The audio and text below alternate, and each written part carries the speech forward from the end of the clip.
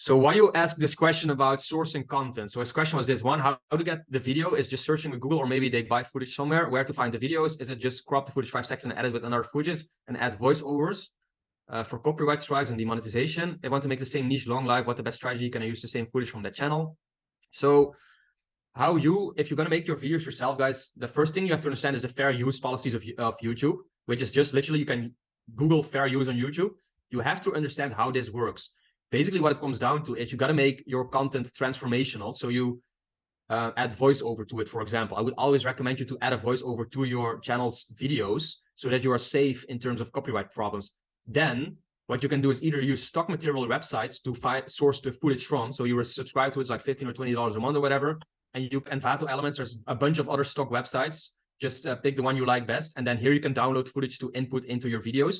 A lot of video editing programs like InVideo and Veed.io also have these stock footage implemented in there, so you can use it. Or like Pictory AI also has it, right? So understand fair use, find the stock material here. If you have a channel that is based on like sports, for example, then you want to use existing material that is live on YouTube. If you download a 10-minute video, you just need to use like 7-second shots of that video every time and mix it up. And then also add a voiceover to be safe from copyright issues. And like I said here, always add a unique voiceover to it too. Like, so for the footage, real footage, like for the news or for the celebrities, it's like a real footage. So we cannot find in the stock footage. So if we just found it in the YouTube, it's possible to just like cut in 7 seconds and add a voiceover.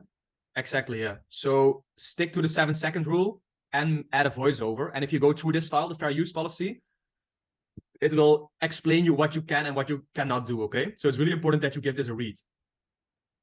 Okay, will do. I'll share it in the chat. Does that answer your question? Yes, I will try it this week. All right, perfect. Thank you, Casper.